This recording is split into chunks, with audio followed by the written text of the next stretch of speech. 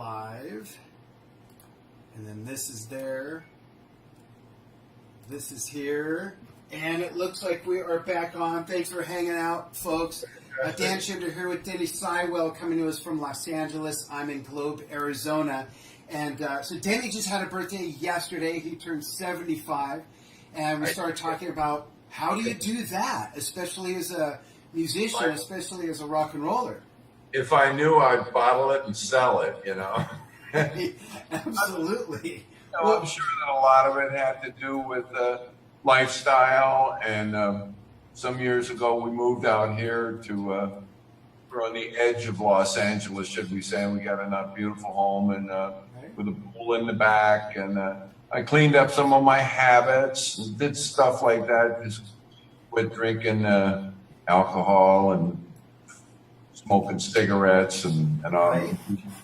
And look at the mileage you got extended from that. I mean, how many guys 75 years old that have a beautiful home, a great relationship, and a 3-record jazz record deal with a new label?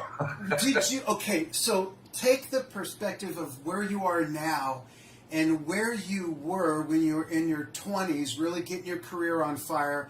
What did you think of 75-year-olds then? And can you believe you're 75 and doing what you're doing? I can't. The number is just this weird thing that keeps hanging around me, But the thing that makes me happy is Paul's a year older than me.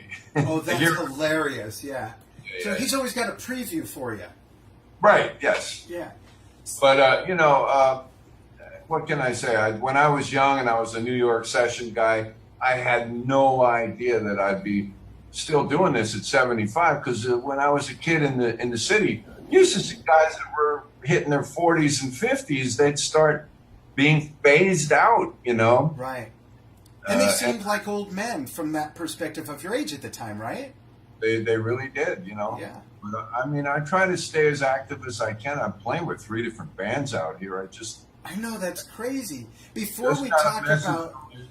Go ahead. Oh, I'm sorry. I was going to say, before we talk about those projects and your upcoming album, Boomerang, I want to ask you one more question that I'm sure can help everybody out, including myself. How does a musician, let alone a drummer, stay married to the same person for so long? And how long have you and Monique been married? Well, Thanksgiving will be 52 years. Wow, that's amazing. It's scary. It's kind of, you know what? Jim Keltner's married 4 more years than we are. To the same person? To the same person. Okay, He married. because I've been married 35 years, but not to the same person in a row. Yeah, okay. That doesn't count. And bless my parents' hearts, who supported everything I ever did. If they were alive, they would have been married 60 years ago today. And wow. I know what made their marriage work, but as a musician, what's the secret? With all the touring, all the recording, the lifestyle, and all that stuff. Well, I was pretty lucky, though. I really didn't do that much touring. A lot of live stuff and a lot of days in the studio, of course. My wife, there were some years when I was just searching. When I left England, I really accomplished everything I wanted to accomplish in New York. It made it up to one of the first 5 call drummers in New York. Of course, that's before Gad and Murata came to town. Yeah. But and then what do you do after you've reached that status? When you've done more than you dreamt of as a kid, how do you reinvent yourself or further yourself? That's when you go to Paul McCartney. Yes. I made a record with Paul, and then you put that different head on. You're not a session player, you're a band player. Right, which is different. Really a big concept to grasp, and I enjoyed that, taking on that different, because the gig that I had before Paul McCartney on the Ram album, the first rock and roll gig I had was Wings, but the gig I had before that, I was a jazzer, Yeah. So my first rock gig was with a Beatle just after he left the Beatles. That's crazy. It's funny how you play with one Beatle and it really screws up your jazz career, I'll tell you that. That's funny. What were your first and heaviest jazz influencers? Oh, well, Mel Lewis and Elvin Jones. It's like Mel was the taste side of it, and Elvin Jones was the animal side of it, you know. Yeah. I love those two guys, and I got to know them rather well in New York when I lived there in the late 60s.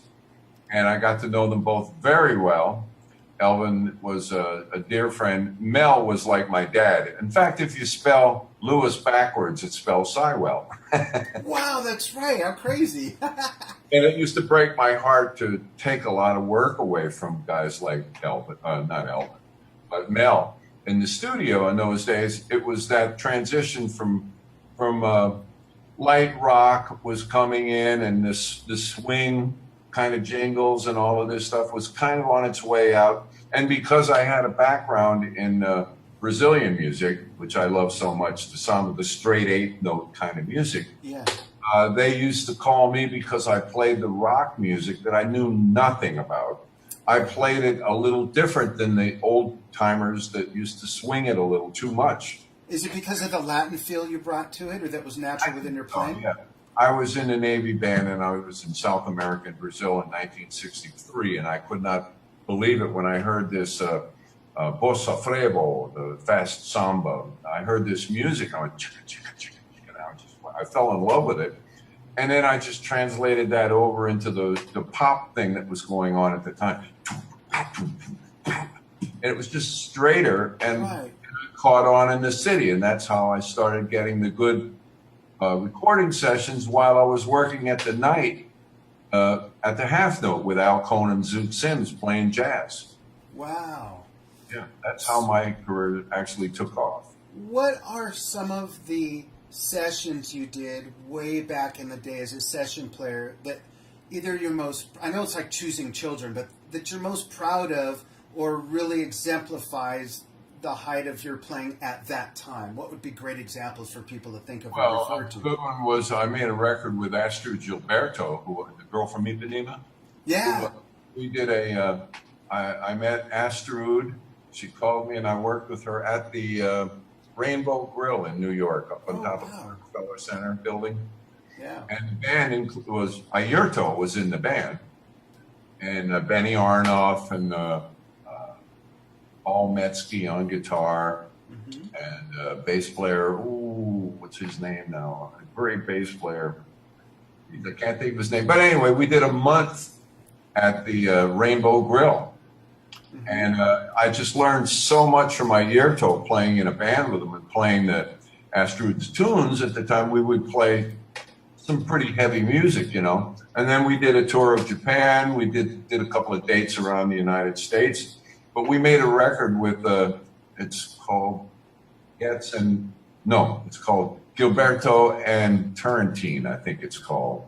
I'd have to dig the record out, but Stanley Turrentine and that band. And that record was just killer. I mean, cats would call me up all the time and say, man, that one track called Wanting Things it was. It's just like a little waltz playing brushes. And then it breaks into this samba. And like Lenny Castro, you know, every time I see him, he says, that's still my favorite track of all time, you know. That's great. That record and Yumir Diodato, we did some recording with Yumir, and I love playing with those. But the early days, I think my first record might have been a record with J.J. Johnson and Kai Winding, or Kay Winding, the trombone players. And the band was a band that I was playing with in California at the time. For 6 months or so, I moved out to L.A. with Joe Beck, the guitarist, and we put a band together with Roger Kellaway, and Tom Scott was 19. Oh, wow. Chuck DeMonico on bass, and me. And so it was Roger on piano, Chuck on bass, me on drums. I think Joe played on that record too with JJ and K. The record called Betwixt and Between. It was a great jazz record that still get a lot of airplay. Yeah, it still holds up. Recorded at the Rudy Van Gelder's studio in New Jersey. Wow. Back in the day, you know, and it was, I was quite happy with that recording, you know. That's awesome. What do you think of when you remember those days of going into what a recording studio was then, as opposed to going into a recording studio now, and the difference in technology? Is it mind blowing, or is it just like, that's what evolved? Not really. I think the biggest thing is the crunch that came in the 80s when the drum machine came along. Right. I really think that hurt more drummers than anything. But there are still great studios, and I don't do as much as I used to do by any means, but when I get called in to do a record and you go in with a whole band and play, that to me is where music is at, Yeah. You can't do anything better than that when you have 4 or 5 musicians in the same room, Right. exchanging ideas through their playing and develop. I love that because I love live music, and typically when I buy a band's album, it's always the live album first. And if live music's the best music, then recording it exactly the way you just said is the best way to do it. The energy, the vibe, just the telepathy, everything, the chemistry. Exactly. Yeah. And that's a great producer knew who to call. Right. You would get the right catch. If you showed up on a date and Lee Sklar was there and Richard Bennett was there, you just knew that you were going to have a great time. Yeah.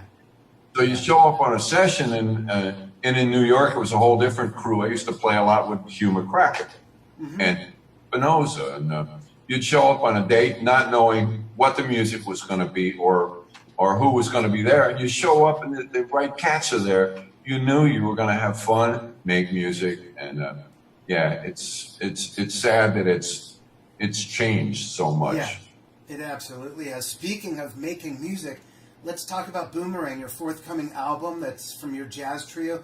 Tell everybody about that. I'm really excited to get this.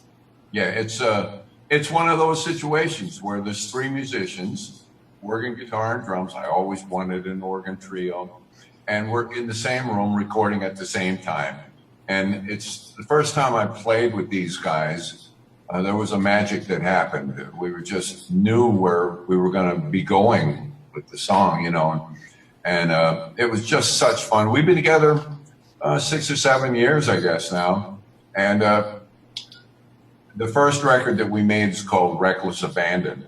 We just did it here in my little home studio. Wow. And it sounds pretty darn good for having no big fancy studio. Yeah, I never would have known you recorded it there. 3 mics, the organ direct, guitar direct. The actual engineer sat here where I'm sitting. Wow. And, Pro Tools, and I had 3 mics on the drums, and it was a joke. It was we made it. We did 11 or 12 songs. We'd get together for 3 hours and record 3 or 4 songs until we had the album done. He'd take it home, and my engineer Jamie Seiberth would take it home and do some rough mixes, and we'd talk about it a little bit. And he'd do a final mix, and I sent it off to be mastered, and then hit the pool. And it hit the pool. Yeah. The album cover is me in the pool, between the pool and the jacuzzi. How would you describe the album and the content of the album for people who, just aren't familiar with this side of your playing? And what would they expect to hear on it? I know of a couple tracks, but I don't want to spoil it. Reckless Abandon was really a cool thing, but we wanted to we rearranged 5 McCartney songs for the jazz trio. And that really, I love that. And then we did some sambas, we did some other kind of stuff, It's really a good record. Now, all of a sudden, last year, an opportunity came along from this guy named Bruce Quarto. And Bruce Quarto has this new label. He's only got 5 artists on it. Edgar Winter, Paul Rogers, wow. Pete Brown, who was in on most of the songwriting with the group Cream. Right. Stuart Smith's band called Heaven and Earth, kind of a 90s rock band. And me as their first jazz artist. He offered me a small budget to go into a studio and make a real album. Not that the first one wasn't real, but when you can go into one of the better studios in town, a nice big room, the Hammond organ. Oh, that's great. We made a Leslie and everything. Organ, the guitar, and the drums all looking at each other. Beautiful environment, great microphones and everything. We tracked there. And then I called my buddy Al Schmidt, 29 Grammys, one of the best mixers in the world. Yeah. And, Al agreed to mix the record, so we went down to Capitol, and Al and I sat behind the board, and I watched him do his magic with it. And then another buddy of mine, Howie Weinberg, who's got a great mastering facility, he mastered it. I turned it into Bruce, and he was thrilled with the record. And right now, there's a lot of activity, a lot of buzz going on about Boomerang. The artwork is being completed as we speak and sent out 280 advanced copies to radio stations and what have you. So we're all excited. Are you going to play out anywhere? Yeah, hopefully we're going to do a lot of playing out. Great. Now, the one problem I have is with my organ guy, Joe Bagg. Besides being extremely busy, these guys aren't under contract. I'm the only one under contract, but he teaches at the Musicians Institute here in Los Angeles. Oh. They both do, and they have a young baby. Oh, so we're wow. kind of at the mercy of his schedule a little bit. Yeah. And we're going to play out as much. I hope to be able to do a West Coast swing of the jazz clubs, an East Coast swing, maybe even a national jazz club tour. We are looking for an agent to book it as we speak here. Great. And That's I'm working great. with. If you come to Arizona, anywhere in Arizona, we'll come see you. My wife is a huge jazz fanatic. She's got a great collection. We'd love to come see you play that stuff. I think live. when people hear this record, they're going to be. There's nothing like it on the jazz market. Oh, that's exciting. You don't need a degree to understand what's going on. It's in your face. Yeah. It's energetic. It's big sounds. I'm thrilled with this. And the record, I just got the test pressing showed up yesterday, so it's coming out in vinyl. Oh, great! It'll sound great in vinyl. Yeah. It sounds so warm and fuzzy, man. I'm just thrilled with the album. There's 6 original tunes and 6 very obscure kind of tunes, but it goes from everything to a lot of bebop and spang-a-lang to a lot of Brazilian kind of stuff. Wow. And then, we've done a version of Live and Let Die to pay homage to my old boss, Paul. Yeah, and I heard that snippet. It's not what I expected, and it's so much better. It's beautifully done, and it is literally, it's a beautiful arrangement. It really is. It's got a lot of finesse. That was my idea. So why don't I let's make a version of the track that I'm best known for, which is recording Live and Let Die. Yeah. And so we got it done, and I sent it to Paul, and he flipped. He loved it. Oh, that's great. He loved it. He said, such a cool version. And awesome. Everybody's happy. Great.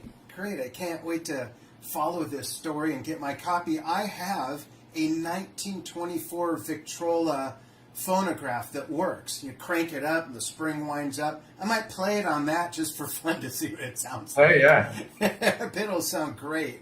It's one of those things that when it came out in 1924, you had to be important. You had to be an aristocrat or something. Now you just can be a putz with $200 and you get one, Yeah. It seems like vinyl is coming back because a lot of people are kind of getting disinterested, let's say, in just downloading music, and it just becomes so generic. Just put something on your car, download the songs, and I miss the packaging. The work for this package is brilliant. That's great because that's what I miss. Even when we went to cassettes and CDs, I miss it. Just one example: if you take let's say, you take any Yes album, Roger Dean, amazing artist, and you take it from this big down to this and a little booklet, which is cool, but I miss that big jacket and some of the fold-outs. It's part of the experience. It's not just the music. It's part of the story of how it all came to be, I think, and I miss that. I'm glad it's coming back. I wish I had one of the albums, because you open the LP, and as you open it, there's a picture of the guitar player, John Cudini, me in the middle, and Joe Bagg over here on the right, all other instruments. It looks like live. And it all blends in with, this is the advanced copy cover. I don't know how cool. Show up on the screen. Yeah, we posted that picture in our newsletter advertising the interview. It's beautiful, yeah. That's the song list. Oh, great. Let's see here. April Child. Wow, there's some great Cold Duck Time. Yeah, we did that. You had to do a traditional organ type tune, Yeah. you know. Yeah. And it was just so much fun. It took very little time to record because they're pros, and we got together out here at my house, and we rehearsed 3 afternoons, 2 or 3 hours each afternoon, and we picked a lot of challenging music for this record. So we were reading charts on the session. During the recording? Oh yeah. Wow. Yeah, because it's pretty intense music and challenging music, energetic, and we recorded the first 2 days, and we never spent more than about 6 hours a day. The third day, we just kind of listened to it and took a little time to think about if we wanted to do anything else or fix something or whatever. And there were no fixes on it. That's great. It's just kind of like it is, you know. And I called in my buddy Edgar Winter, who's a dear friend, and we had a gospel tune, kind of a gospel tune that Joe Bagg wrote, and asked Edgar to come in and play alto sax on it. So he's the only guest on the album. That's awesome. When you hear it, I knew he was capable of anything, but this blew my mind, everybody's mind. It's really a cool version of the Joe song, Baby Mama, it's called. Yeah. So, That's great. It sounds like it was a real organic experience and that it's going to be reflected in the sound. Absolutely. Absolutely. That's great. Denny, let's shift to, as a drummer, what is some of your best advice for other drummers to be a good session drummer and to be a good drummer that's part of a band? You've lived on both sides of that river. What's some advice you can give in either case of doing the best a drummer could at that job? I think the best advice that I can give, if you're going to be a session drummer or a band drummer, go in there looking like you're really glad to be there. I like that. Don't go in with an attitude like, you guys really need me here and I'm going to save the day, you know. Right. Go in there like you're really grateful to be called in on it. My buddy Chuck DeMonico used to call it being invited to a session, you know. There you go, yeah. I love that way of looking at it. It's just a little twist, you know. But to be in there, and when I go to the studio to work or in a new band situation, I'll go around and make sure that I know everybody, shake hands with everybody. If there's an engineer, I want to tell them, hey, man, you did a great job.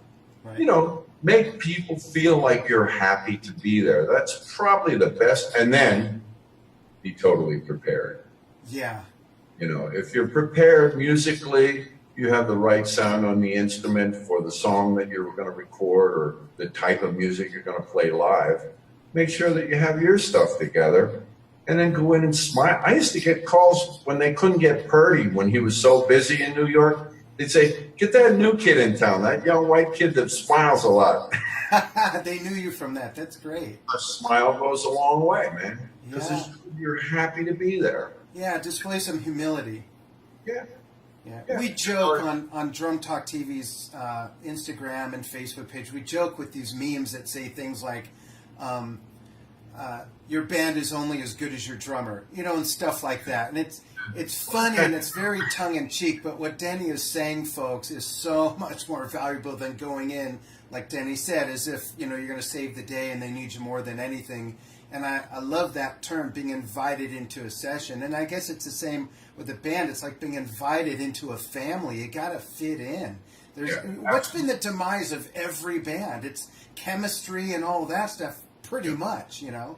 That's why I'm telling you, those early days with Wings, it might not have been the best band in the world, but it was the most fun Paul McCartney had since leaving the Beatles. I'll tell you that.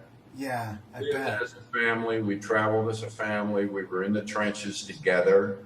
Right. It was good. Everybody's heart and soul was into it, you know. Yeah. You mentioned, Denny, that you played with a couple other bands around town right now. Can you talk about those briefly? Well, an old friend of mine, Mike Garson, the pianist. Yeah. Mike used to play with David Bowie since '72. He was his musical director.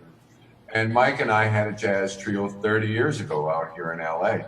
And last year he called me up and said, "Hey, fancy doing some trio stuff?" And I love playing with Mike. He's one of the most accomplished musicians I've ever had the good fortune of playing with. And he just texted me. He's got some more shows for us to do. We did a show recently at a place here in Los Angeles, in Westlake, actually, called Bogies.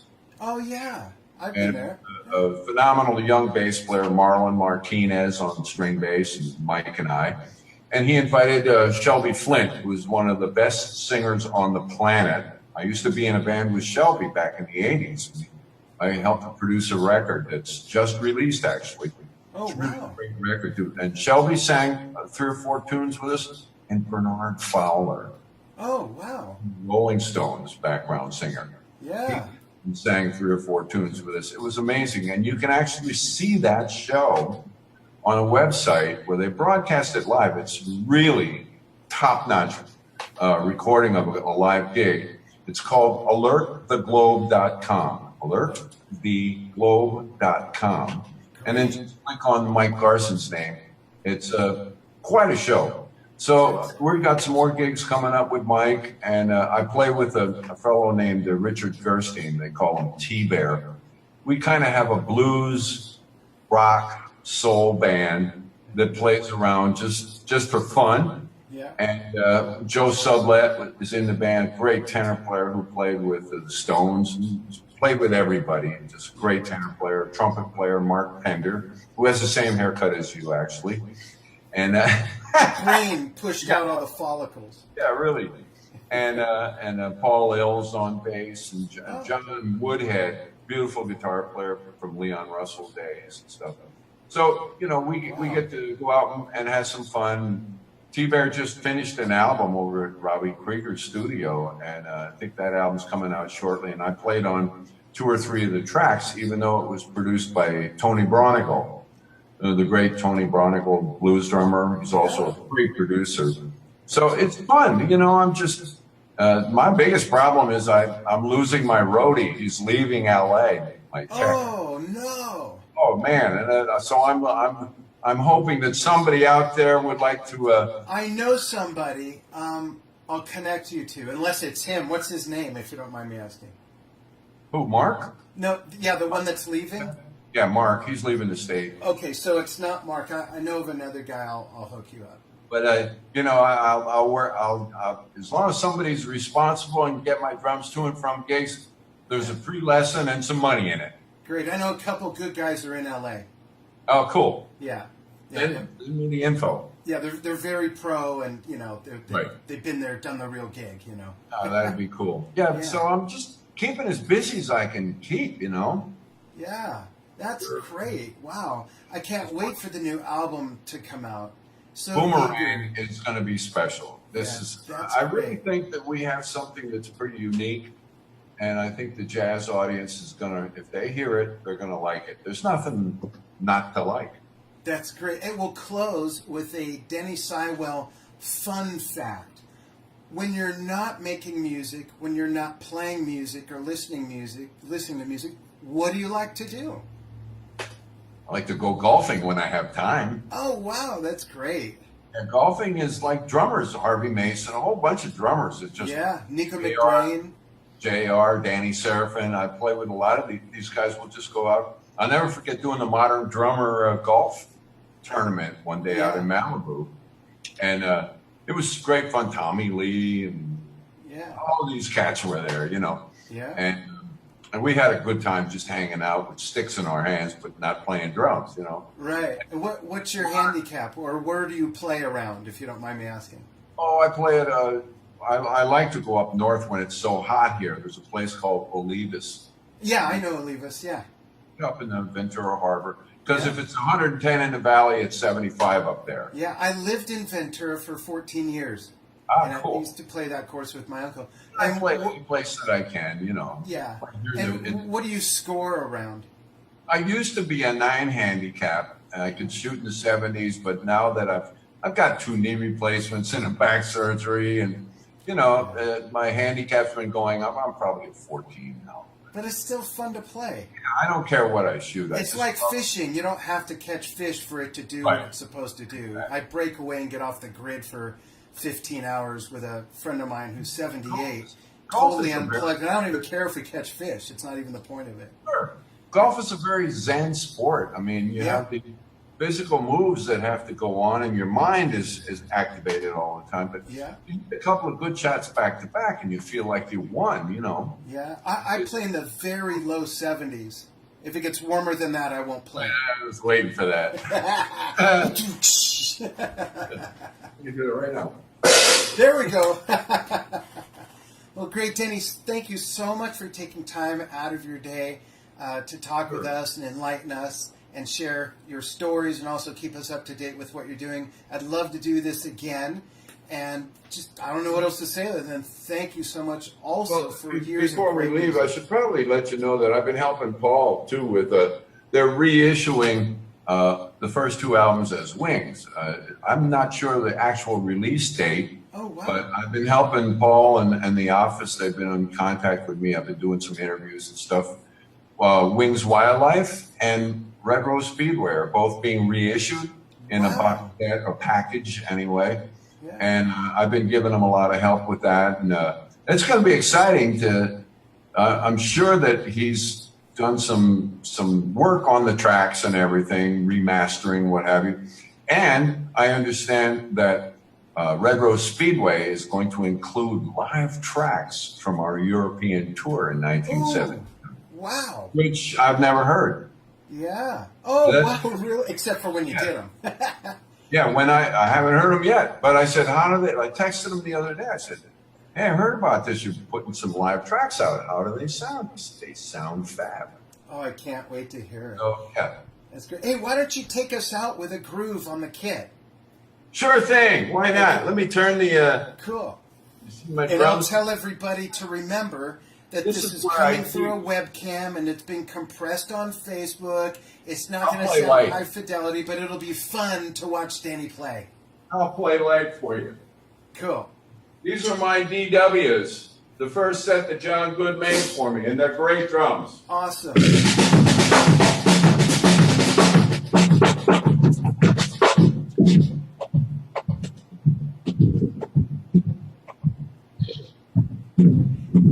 The webcam is gating everything, everybody. But isn't it great to see Denny play?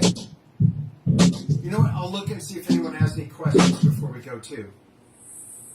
That's awesome. I'm going to see... Let me check the comments really quickly here. Let's see.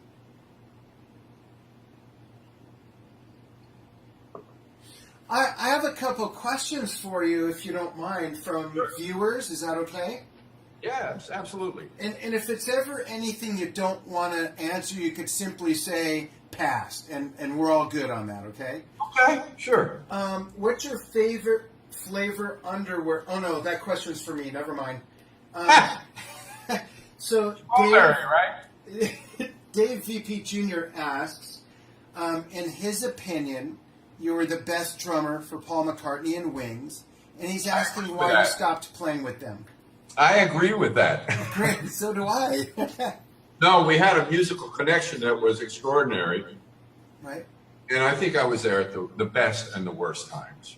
Because Paul had to break up the Beatles over the Alan Klein thing. There was a court receivership involved. Finances were very difficult. And it wasn't a musical decision. And it was just, I believe that Paul was suffering that whole period of time. Even though we were a very close-knit family band, he was really suffering from all of the stuff that was going on. And, you know, there were times when the band got the dirty end of the stick, shall we say. Yeah. And I thought to myself, you know, and frankly, I got tired of playing the same 30 songs for 3 or 4 years, whatever it was. Right. And I wanted to get back to my world of being challenged on a daily basis in the studio. Yeah. So when at Lagos, when we were doing Band on the Run and we were all rehearsed, ready to go, I just heard another bad piece of information about how the band was being treated, not so much by Paul, but by the organization. And I said, maybe it's time for me to just make a break, go back to my old life. Right. So it was the hardest thing I'd ever done. I regret the way I did it. I think I could have done it more gracefully, and I could have had words with Paul. I did talk after Henry left. I talked to Paul and asked him to postpone going to Lagos for a month and break in a new guitar player so we could tackle this as a band again, because we'd become a good band by that time. Yeah. And he, we just go down and do it. We'll do a bunch of overdubs like Ram was. And I thought, geez, I don't know if I want to do that again. So luckily, though, he played all my drum parts. That's why the record is so good. There you go. That's great. Thank you. Let me see if there's any other questions here.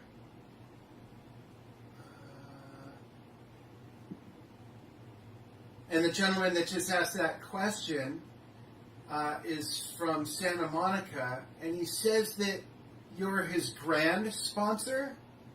Oh, okay. We know what that means. Okay. That's recovery talk, yeah. Yeah, and let's see who else. I think that's about it. Thank you so much. We'll do this again. I can't wait for the album to come out. Gilbert, please put in the link I gave you earlier, www.quartovalleyrecords.com.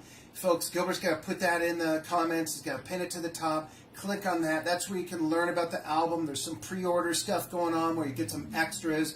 I've heard some clips. The 9th was the pre-order date on Amazon. Okay.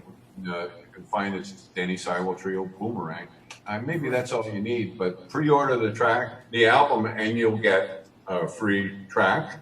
And then again on August 9th, I believe they're doing the same thing. You get a different pre-order for Grat track, they call it. Great.